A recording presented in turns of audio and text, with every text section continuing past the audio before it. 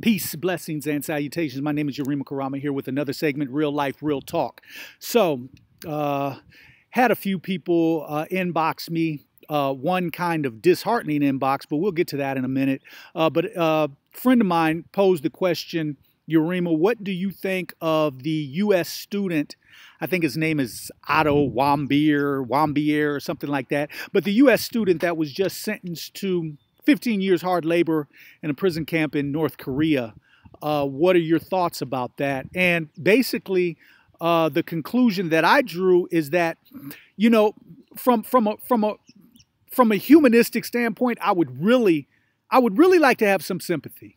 I really would. And from a guy who's served time, I would really like to have some sympathy. However, this is where the rubber meets the road, because we see it on a daily basis in this country. Black, brown, red, yellow people getting laid out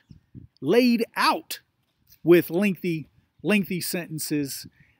And I mean, for the most minute offenses, the smallest infractions of the law, when we get people who are basically getting life sentences for pebbles of cocaine. But we have pharmaceutical companies making billions of dollars off the sale of drugs and not going to prison. So when I see an American, white American specifically, sentenced to 15 years hard labor in a North Korean prison camp, my thought is you probably shouldn't have been trying to steal banners out of the country, especially being in North Korea. You might have wanted to do a little bit more research on the regime that you were stealing from, and maybe you would have made a better choice. Does he deserve 15 years? Well, I guess this is what they tell us. You should know the law. This is what they tell us here. You should know the law. We don't have any sympathy. You did this, you did this, you did this. We're gonna try to bury you under the prison. So I guess my same thing, sentiment is to him. You probably should have known the law before you stepped foot in that country and tried to steal something that wasn't yours. So that's kind of my sentiment on it. You know, as humans, I wish we could all do better. And it's a shame that I have to break things down along racial lines. But that's what the regime in this country and all over the world has forced us to do.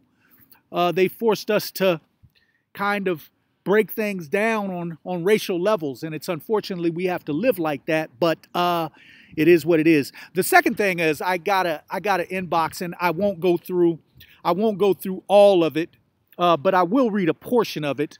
The lady inboxed me basically saying, you know, Yurima Karama, you're doing nothing for the cause of Black Americans. You're doing nothing to bring us together. Matter of fact, you're probably more racist than many whites who you claim are racist. And she goes on with a whole bunch of other rhetoric and jargon that I don't need to espouse. But here's my response, and I give this response, and here's my take. I have white friends. I said friends plural. I'm not like the white guy who says, well, I have a black friend, so I'm not racist. Definitely not like the white guy who says, well, I date black women, so I'm not a racist. No, I actually have white friends who we are friends, and we can dialogue and have these real conversations. And, I respect their opinion. They respect mine. And we have real talks. Here's why I'm not a racist. I'll just go through this list. Why I'm not a racist. I'll tell you what, I have no desire whatsoever to hang white people from trees. I don't desire to do that. I have no desire to tie somebody's leg to a horse on his left side and tie his other leg to a horse on his right side, shoot off a gun so the horse's go running in opposite directions and pull the man apart. I have no desire to do that. As a matter of fact, in present day, I have no desire to tie a white man to the back of a pickup truck and drag him down the highway until he's decapitated. I have no desire to do that. I have no desire to work on white women, medically work on white women with no anesthesia, and listen to them scream out in pain and say that I'm doing this all for the cause of science and medicine. I have no desire to do that. I have no desire to put white people on a stake and burn them alive and watch them burn. As a matter of fact, I have no desire to be part of a town who condones that type of behavior. I have no desire to stand amongst a group of black people and watch somebody, a white person, hanging from a tree, and we are standing around laughing, smiling, and taking pictures. I have no desire to do that. You know what? As a matter of fact, as I run down that list, I have no desire to deny a white child, 13, 14 years old, access to education. I have no desire to want to stand and guard the door of the schoolhouse so that white people can't enter who are trying to get an education. I have no desire to do that. So the litany of things that I go down this list that I have no desire to do, as a matter of fact, the people who have implemented those things over the course of hundreds of years, I completely think that they're sick, they're diabolical, and quite frankly, they probably have no place on planet Earth, to be honest with you, which is why I have no desire to be like those people. I just have no desire to do that. In the greater scheme of things, my mind doesn't even think like that.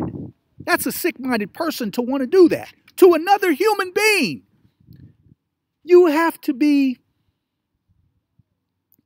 diabolical in mindset. You have to be almost alien, I'd say.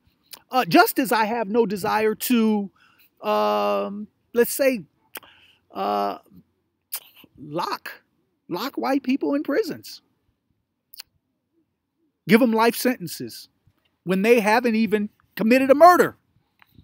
I have no desire to do those type of things. So, in response to this lady's inbox, racism, racist me? No, actually, it's my duty to enlighten black people as much as I can with the little minuscule knowledge that I have. It's my duty to enlighten. It's my duty to try to mentor to young black men to make them better men. It's my duty to mentor to young black women to make them better women so that we can be better in our communities. It's my duty to mentor and let ones know that, you know what, if we can't get assistance, outside help, we can do it ourselves. That's my job and duty, because you know why? We have the ability to do it ourselves. It's my duty to say, hey, I love you. It's my duty to say, hey, you should love your black skin. And you should never be ashamed of that, no matter what shade it is. Because at the end of the day, if you don't say it, who else is? It's my duty to do these things because you know what? White people aren't doing them for us. They're not. In the same token, Asian people aren't doing it for us either. They're enforcing it amongst their culture. Just as white people enforce love amongst their culture, just as Hispanic people enforce or should enforce love amongst their culture, we should enforce love amongst ours.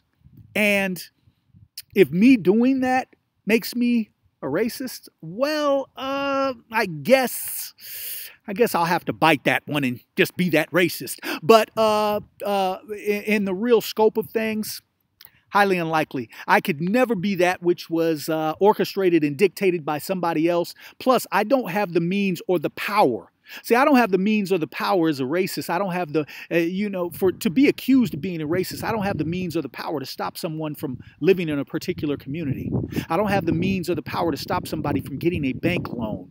I don't have the means or the power to stop somebody from getting their education. I don't have the means or the power to stop somebody from equal opportunities in the workforce. I don't have those means or those powers. So the ones that do, well, they have the racist germ, not I. And that's kind of where I sit on it. So for those that think I'm racist, well, I'll tell you this: that's your problem, not mine, because I know a little bit differently. Plus, my actions and deeds show a little bit different. I will never apologize. As a matter of fact, I am unapologetically Black, and I will never apologize for that. I will never apologize for wanting to feed my people morsels of information and knowledge that others just aren't willing to give them. As long as we're, spending money at retail outlets, as long as we're going to ball games and supporting, as long as we're showing that patriotism, everything is good. But when we start talking about the wounds that have been inflicted upon us, when we start talking about why is Black history being taken out of the educational system, when we start talking about why people scream and yell every February about Black History Month, why white people scream and yell and have a problem with it, when we start talking about real issues, there's always a backlash, and it's always from the dominant culture. It's always from white people, and quite frankly, I just get tired of that. So what we do, or what I do, is I continue to espouse knowledge. I counteract that. I've said it before. For those that don't like it, well, too bad, because I'm going to continue. We learn from the cradle to the grave, and I'm going to continue to espouse knowledge as I get it. I'm going to espouse it out to the masses until I meet my grave. So you probably have a long time to deal with me. With that said, my name is Yurima Karama. Again, connect with me on Facebook, Instagram, Twitter. You can go to my webpage, www.yurimakarama.com. You can also subscribe to my YouTube page, my YouTube channel. And I'm looking forward to connecting. As you can see, I will respond to your inboxes, whether negative or positive. It doesn't matter. We take the bitter with the sweet, man. So with that said, another segment of Real Life with Real Talk. Yurima Karama. Peace, blessings. One, I'm out.